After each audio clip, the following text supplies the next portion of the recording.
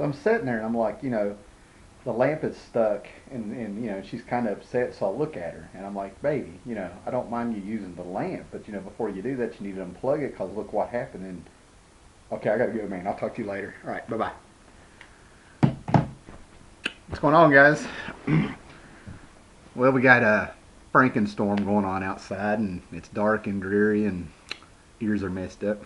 Anyway, tonight's video will be brought to you by Manwich, which is what I was eating before I got a phone call. Manwich.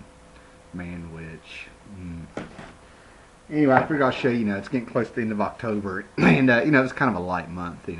Not the flea markets are over and stuff. Kind of slowed down, so I'll show you some stuff I got. I collect Batmobiles, and these were on sale, and I already have these, but apparently they re-released them in some new packaging. These are the original 60s Batmobile. The Batmobile, got two of them. I got some more in the back. Real cheap, under $1. I figure why not. What it says, it's a 66, the 66 TV Batmobile. I have the blueprints on my computer. It says what make and model the car originally was before they altered it. That's one of my favorite Batman logos, I gotta say. I also got some books on store credit. No big deal. I'll probably want to jump on these. They got a bunch of them down there. I got maybe like, I don't know. I probably got like about 6 issues of this anyway. It was crossed over with like Infinite Crisis and I think an odd issue here and there, but it's the Judd Winnick Outsiders. I figure I'll get some of these and really give them a read and see if it's worth to go down there and get the rest of them. I got this one because it's got Red Hood meets Nightwing. This is part 1 of a 3-issue story there. I'm a big Red Hood fan. I actually enjoyed Winnick's story that he did when he was bringing them back. What's this? So I got number 49. Batman pops up. So I'm a big Batman the Outsiders fan from the 80s. See what's going on there. And number 50, which is actually by Tony Bedard. So, I figure why not get the big boy there. What year did this come out? Yeah, and look, first thing that happens, you open up the splash page, and it's a big homage to Justice League number 5 from back in the 80s, where Guy Gardner, that would have been Martian Manhunter and Shazam holding Guy Gardner there. So that's kind of cool. That's kind of why I like the book. I like when they kind of reference stuff like that. Alright, got this, which was excellent. This kind of didn't redeem anything. This one's just solid. If you read this book and not kind of get moved or think it's pretty good, because it deals with some heavy stuff, man. Kind of goes into the background of the Silhouette, about where the Nazis came into Poland. Apparently they had all these I guess kids in like this prison camp in a home. They each had their own room, and they were experimenting with them in the back. And you start figuring out that's kind of why the Silhouette started having this big crusade to save children and stuff, because they took her sister and everything like that. And then all of a sudden you got to look real close, but you find out that Hooded Justice was also in the camp. They show a little boy when they're talking about the camp. You see some of the kids there, and they show one of the little boys there. And then you have the Red Hood having a nightmare, and you see him as the little kid in the same camp. So the Silhouette and the Hooded Justice, apparently came from the same place, and nobody knows it. And I got this, which was just awesome. Number 6. This thing must be getting close to winding up. Star Trek: The Next Generation meets the Doctor Who.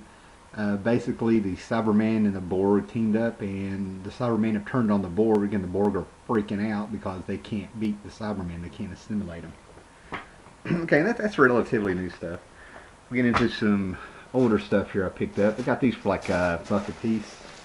A place called Mount Airy, North Carolina. It's the town that they based Mayberry on. Anyway.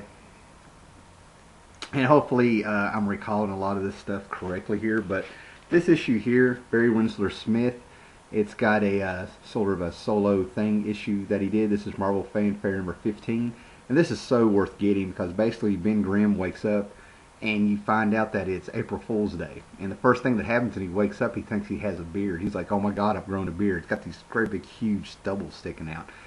And he's like, I get a hold of Reed, maybe I'm turning human and stuff. And he looks closer and he pulls one off, and somebody had cut straws in half and glued them to his face while he was asleep. And as you go through there, there's more and more little pranks getting put on him. Some of them are kind of intense and stuff. But it's just amazing Barry Windsor Smith art. I mean, look at that cover. I mean, man's a genius. Alright, this one I'm not sure. I'm not going to say anything. But I'm going to have to go back and read the interview with Mike Mignola.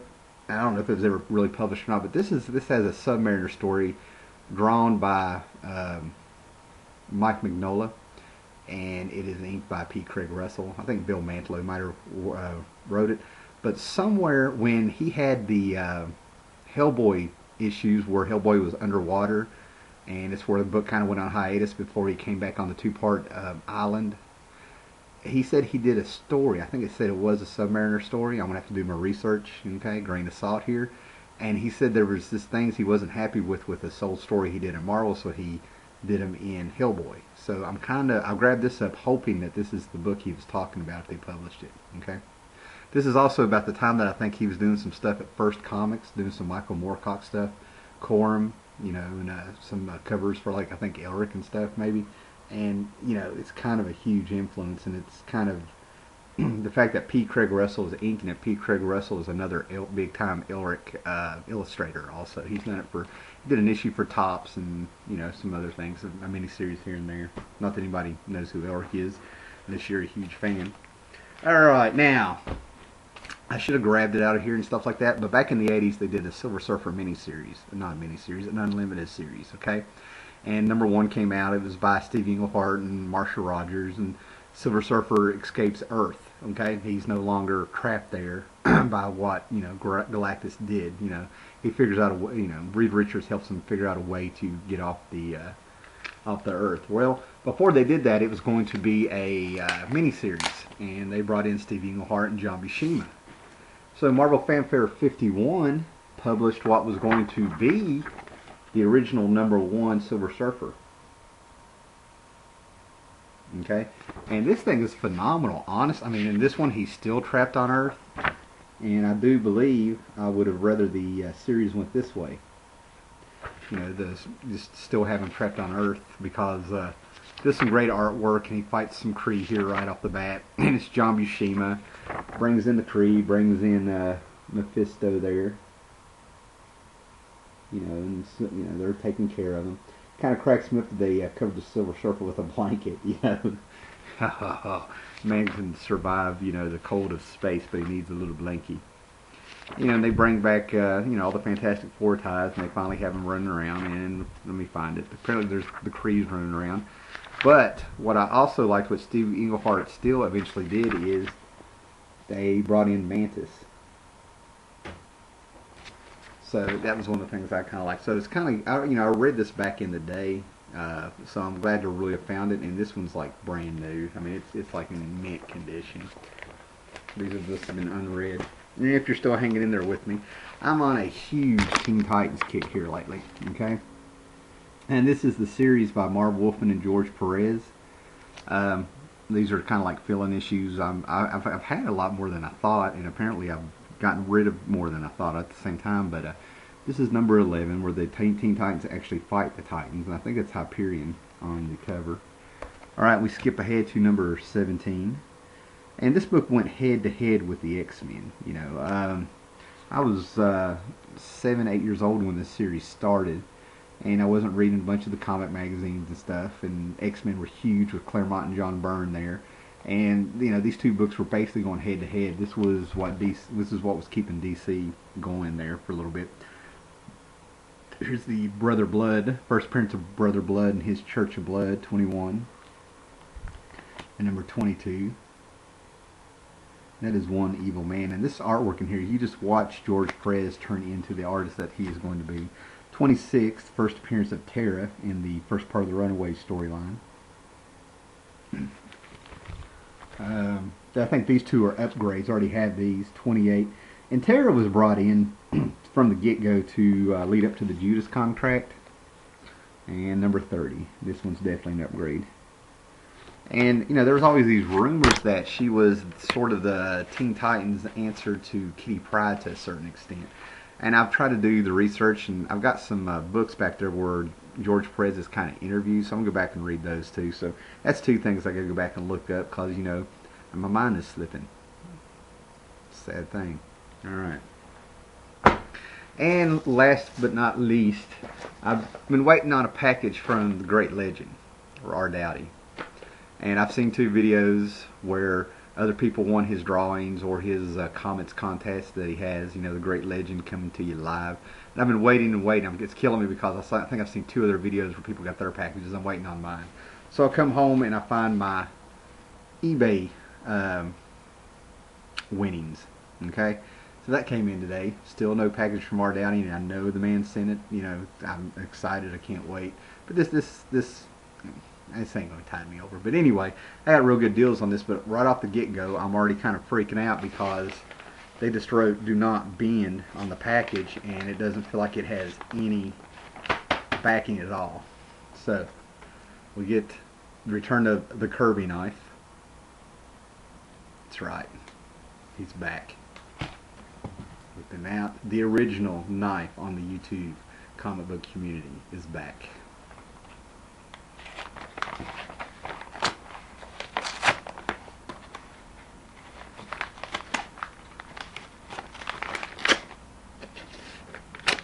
You've waited this long, so I figure you can see him cutting like butter. Ah, looks like there's a little something extra in there. Alright, he has taped it up in newspaper, and it looks like it's the comic book, you know, the free comic book announcements of what's coming out. Looks like you got Spider-Man 700 paper. And we got the Flash, probably leading into Flashpoint or something, or the series that came out before Flashpoint. Or the 52, and that's, I think it's the 52. November 2012, so they're fairly new. Well, Mankind, the story of us all. That was not, apparently this is my freebie, since like he sent me a little something extra. Never heard of this. It's by Silver Dragon, it's issue 0. Adams, Wolfman, Dranerick, Sinkovich, Calero, Edmondson, Brock, Templo. From the producers of America, the story of us comes an epic tale of the rise of a civilization. The 12-hour series spans the first flourishing of civilization in Mesopotamia. I can say it. Huh. Apparently it's going to be a CGI show. Alright, so basically, oh, it looks like Hubert art. Well, I'll have to do some digging to find out what that is. Alright, Kirby knife. Food's getting cold. Very carefully. Ooh, did you see that? Kirby just went in there and bit that sucker. Okay. Good Kirby knife.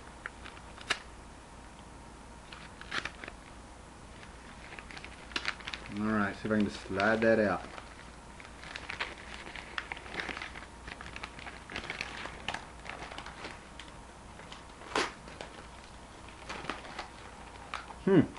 No backing board, but he taped the shit out of it.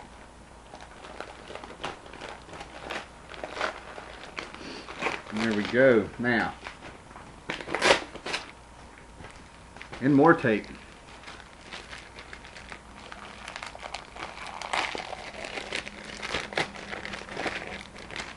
Alright, I got a certificate of authenticity showing up. Looks like he ordered this from Midtown Comics. Here's my certificate. I got this for 99 cents. I could, you know, I ordered one book off the guy. One book is really all I wanted. And I saw this and I had to get it. I don't think it's really going to blow anybody away, but this is Exo Man of War #1, signed by Robert Venditti, who is the writer. See if we can. Looks like it was signed by Rob Van Dam. So there you go, Exo #1 from the new Valiant.